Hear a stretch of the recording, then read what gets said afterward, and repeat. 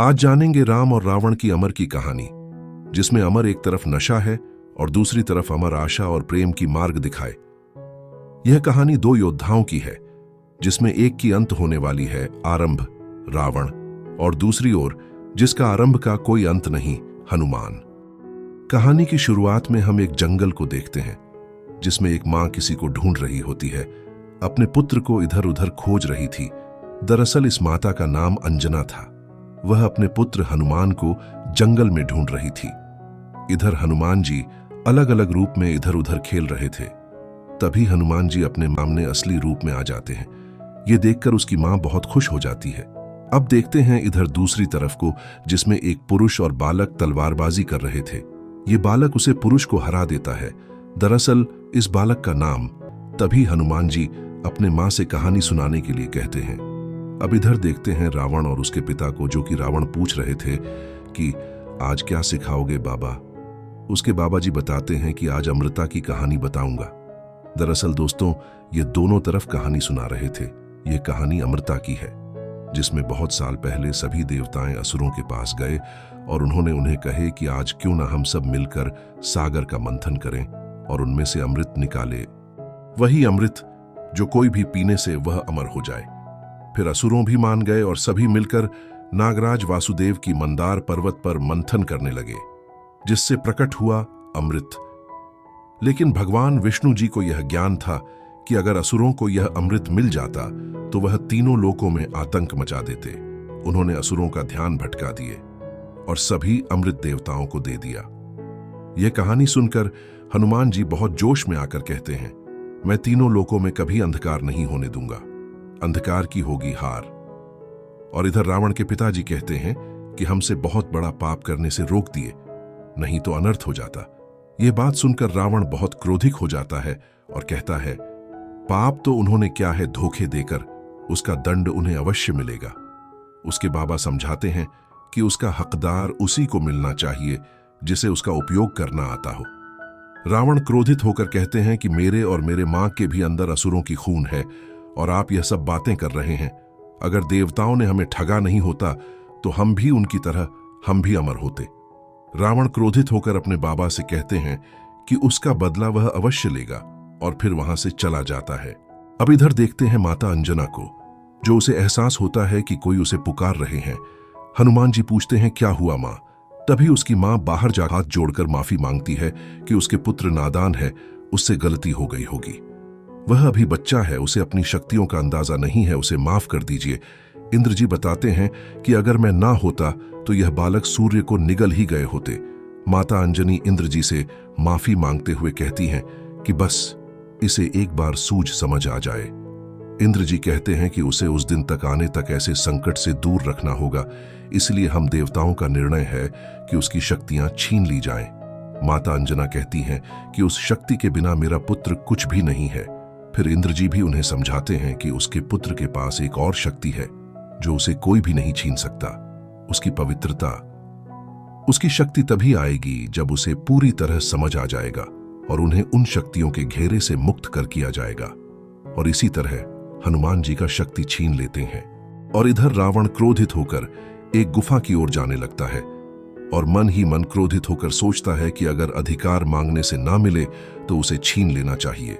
वह एक राक्षस के पास पहुंच जाता है और उसे कहते हैं कि उसे अंधकार का शक्ति चाहिए। वह राक्षस रावण को कहता है कि अंधकार के बदले में तुम मुझे क्या बलिदान दोगे? रावण कहते हैं कि मेरा बदला छोड़कर सब कुछ। बहुत वर्ष बीतने के बाद हम देखते हैं एक जंगल को, जिसमें महाराज सुग्रीव, जांबवंत काका और नर और नीर जा रहे होते हैं। उसी बीच नर और नीर बहुत थक गए होते हैं और कहते हैं कि और हमें तो चला नहीं जाता, ये देखो मेरे तो दुम में भी दम नहीं। तभी नर कहता है, अब तक तो उन्हें लौटकर यहां आ जाना चाहिए था। सुग्रीव जी कहते हैं कि चुप हो जाओ, अगर तुम दोनों ऐसे ही दुख का नगाड़ा पिटोगे तो हमारा मौत बुलाओगे, खाएगा अपने पेट बिगाड़ने के लिए। तभी नीर आगे बढ़ता है और कहता है, मैं भी किसी दावत से कम नहीं हूं महाराज, मुझे जो खाए वह आनंद ही पाए। तभी नीर नर से कहता है कि तुम्हें खाकर कोई अपना पेट खराब क्यों करेगा? तुम्हें तो चींटियां भी नहीं खाएगी, लेकिन मैं शाही पकवान जो हर भोजन का शान यह सब बातें सुनकर महाराज सुग्रीव बहुत क्रोधित होकर उन्हें कहते हैं कि तुम्हें जो भी खाए मेरा दिमाग क्यों खा रहे हो। फिर महाराज सुग्रीव कुछ देर तक यहां जलपान करने के लिए ठहर जाते हैं ताकि नर और नीर का मुंह भी आराम मिले और उन्हें भी। जामवंत काका और सुग्रीव जी आपस में बात कर रहे थे कि इन्हें ना तो कोई जिम्मेदारी का बोझ है, ना ही किसी लक्ष्य का। इधर नर और नीर पेड़ में चढ़कर आम खा रहे थे। उन दोनों को लगता है कि एक दूसरे को कोई लात मार रहा है, लेकिन उन्हें नहीं पता था कि उनके बीच बड़ा राक्षस वाला नाग बैठा है। फिर वह नाग इन्हें गिरा देता है। उस बड़ा राक्षस वाले नाग को देखकर दोनों घबरा जाते हैं। तभी महाराज सुग्रीव कहते हैं, बाहर निकलो बाली, तुम कायर जैसे क्यों छुपकर वार करते हो? दम है तो सामने आकर वार करो। तभी उसी बीच खूंखार नाग निकलता है। सुग्रीव उस राक्षस वाले नाग को देखते हैं।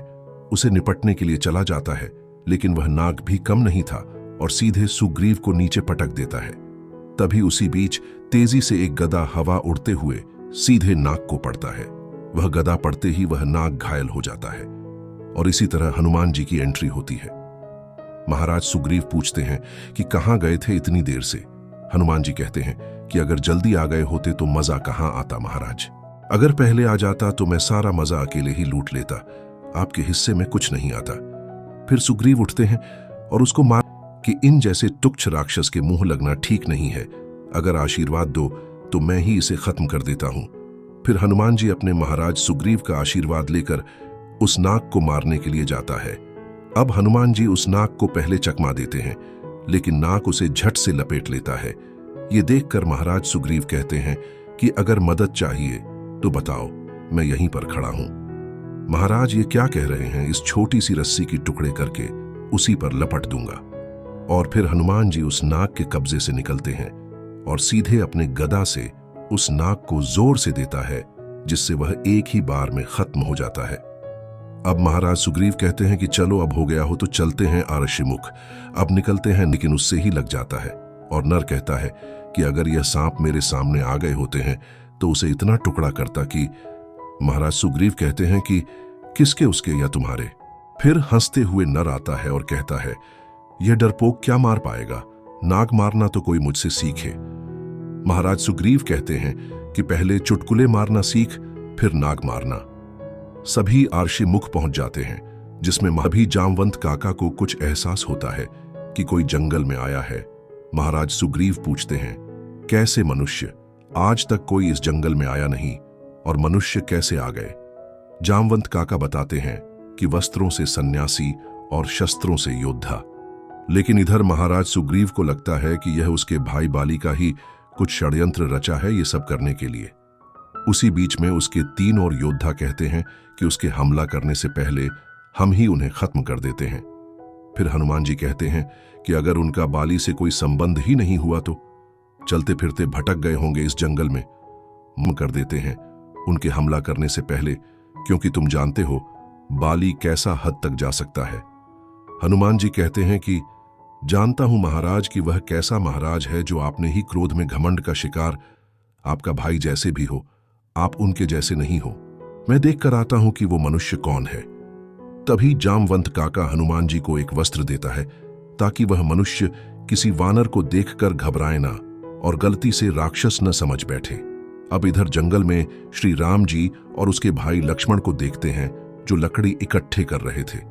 लक्ष्मण अपने भाई श्री राम जी को कहते हैं कि अगर उसने हमारी मदद नहीं की तो इतना दूर और घर है। अब हनुमान जी श्री राम को देखकर कहते हैं कि तुम कौन हो? श्री राम जी बताते हैं कि लक्ष्मण का भाई। लक्ष्मण नाम सुनते ही हनुमान जी सोच में पड़ जाते हैं कि यह नाम सुना सुना लग रहा है और पूछते हैं, अयोध्या में इस नाम का एक कुंवर है जिसका बड़ा भाई एक राजकुमार है जिसका नाम र।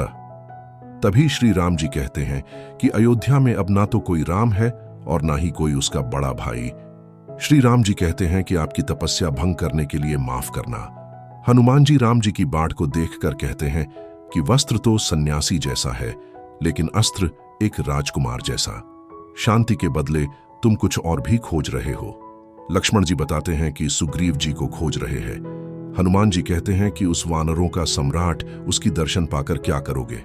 लक्ष्मण कहते हैं कि दुख भरी कहानी है, हम उन्हीं को बताना चाहेंगे। हनुमान जी कहते हैं कि भेष में मारीच था जो छल में आया था। श्री राम जी को छल से जंगलों की ओर ले गए और राम की आवाज से ही लक्ष्मण को मदद के लिए पुकारने लगा।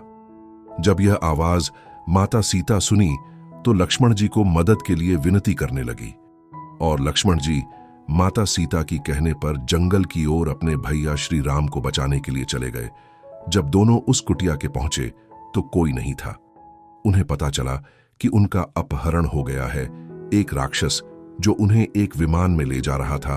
और तब पक्षियों के राजा जटायु ने मदद करने लगा तो उनके पंख काट दिए गए।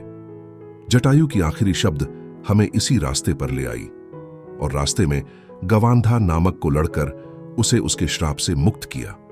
धन्यवाद के बदले में गवांधा ने सलाह दी कि वह माता सीता को खोजने के लिए वानर सम्राट सुग्रीव से मिलो, जो आपकी सहायता कर सकता है।